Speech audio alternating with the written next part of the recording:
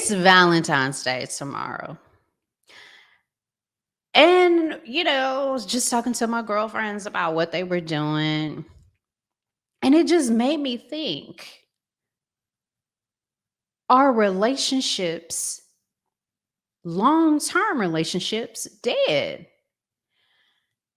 And as I was thinking about this, I came upon another content creator. Shout out to It's Tay Tay Baby. Her channel she's hilarious. I love her. Out of Vegas. She had this video up and she was reacting to it. And I thought it was a really good video to react to because it makes you wonder, are long term relationships dead?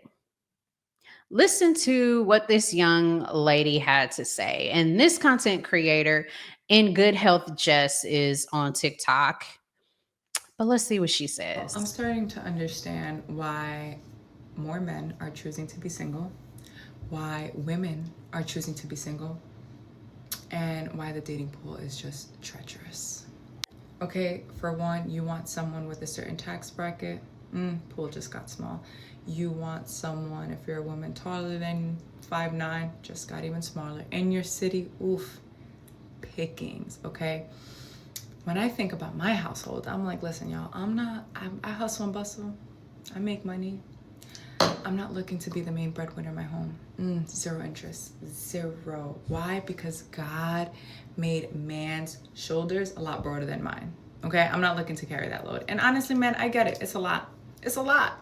To care of a family, a lot. I understand. It tickles the feather, this whole 50-50 narrative. I get it. Listen. Not to mention, that was what God created them for. Just saying. I understand.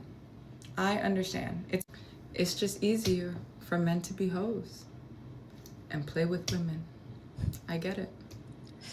I don't get it, but I get it.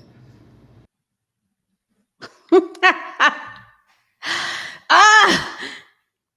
Now I put a poll up on YouTube and asked the question: are long-term relationships dead? I don't know. Let me say this quickly. No, they're not dead, but they are dying. It's slow death. Unfortunately, this is why I am so enthusiastic and driven about this platform, to educate and to set realistic expectations for long-term relationships, healthy marriages. Less people are getting married. That's just point blank period. Stats show that. Romance, people still want. And I know, how do I know that? And it's definitely obvious because of these shows that everyone gets addicted to. What was it? Bridgerton. Everyone loved Bridgerton. That was a huge love story. I believe there was they were having dance off balls in, celebration of Bridgerton. Everyone loved that show. What's the other show? Love is Blind. Bachelor. People get addicted to that show. That lets me know people really are interested in love. They really are interested in romance. They want it. For whatever reason, they haven't found it. They don't want it. But based off of modern relationships, but it's like they crave it because there's so many shows that people get addicted to and can't get enough of, and they're all love related. So people want it. I think the issue, and she called it out, Our expectations and standards are higher than grandma's. Point blank, period. Because you can't tell me that your standards now or expectations are the same as your grandma's. And the stats essentially say so, because if you look at each generation, the percentage of marriages are drastically dropping from the baby boomers to the X Jenners. Is that a word? But it's evident that our standards are higher. Higher good or higher bad? I'm on the bad side. I think the standards are too high. Grandma, when she was looking for a husband, she wanted a man that could provide for her and take care of her. She wanted a man that treated her well. She didn't have a lot of standards, expectations. Whereas a lot of women want, he's got to be 6'5", he has to be thin, brown skin, has a tech job, smooth skin, hands and feet. And you are these high standards, you standarding yourself out, expectation yourself out of a marriage, out of a long-term relationship. And I know people are gonna say, well, I know what I want, and this is what I want, and this is what I expect. Yes, everybody, but you have to understand, I think a lot of the expectations, a lot of the standards are not biblically sound, and they do not stem from your purpose.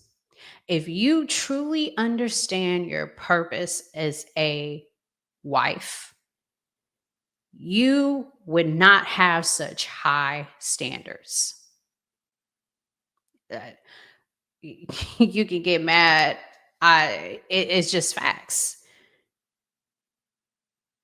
You're standarding yourself out, expectation yourself out of a long-term relationship. Nothing is going to be perfect. No one is perfect. And you also have to realize that you're not marrying yourself. You're marrying this person who is different from you, who is not going to think like you, who is not going to live like you, who has a different purpose. Men's purpose is not the same as women's purpose. Once you understand that you're not going to marry yourself and that there are going to be some down days, there are going to be some days that are not perfect, but that's okay. That is okay. Nothing's perfect. Stop looking at Bridgerton and Instagram thinking that that's what your life, your love life, your marriage is supposed to look like. Reality is that you're going to have more good days than bad days. Those bad days, they're okay as long as you don't have too many. I think we have gotten lost and caught up in expectations and standards. And it has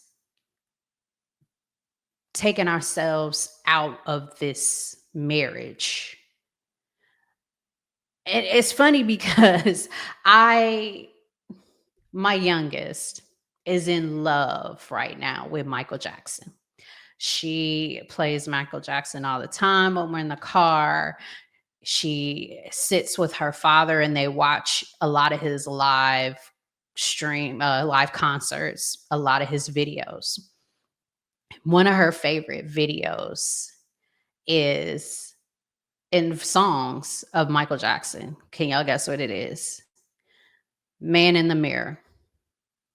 And when I think about long-term relationships and the men and women who are looking for relationships, and a lot of these content creators, we they always want to blame men, blame the women want to blame the men. Let's stop blaming each other and start looking at the man in the mirror and improving ourselves, preparing ourselves for marriage. Because guess what? We can't control the man. The man can't control the woman, but what we can control is ourselves. If we focus on improving who we are, improving being a wife, preparing ourselves for being a wife, how can you fail? How can you? Because everyone is focused on and making themselves better instead of pointing the finger and saying, you need to do this and you need to do that. Focus on ourselves. Valentine's Day, self love, focus on you. Write down 3 things that you can do to be a better wife, a better girlfriend, a better fiance. Write down 3 things that you can do to be a better husband, to be a better boyfriend, to be a better fiance. Instead of pointing the finger, well, she doesn't do this and she's not giving me, loving every day. What's the man in the mirror saying?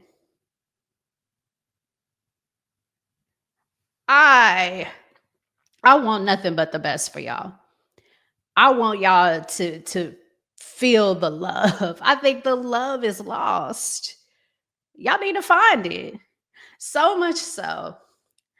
I I just was like on cloud 9 all this week cuz I was jamming to this, and I will use the word jamming, yes. I was rocking to this playlist of mine of love songs, and I'm like, "No, where are the R&B songs? Where are the R&B groups? Where are the R&B artists? I can't find them. They lost." So I put together my playlist for y'all. Tomorrow, I'm going to share with y'all my R&B lost and found playlist that I need y'all to check out. I mean, even so, look, I got my cassette tape earrings on tonight. I want y'all to find the love again. This Valentine's Day, find the love. Find the love for the opposite sex. Find the love for men. Find the love for women. Focus on what you can control. This Valentine's Day, make it about you and improving yourself and preparing yourself. And if you're married, you can still make improvements to become and have a better marriage, become a better husband, become a better wife. Again, tomorrow, I'm going to share with y'all my playlist that I am just in love with. And I'm adding new tracks to that playlist every day. I be in the car just at work. They probably think I'm crazy at work. But thank y'all for joining me. Happy Valentine's Day. And again, man in the mirror. I love y'all. I will see y'all next week.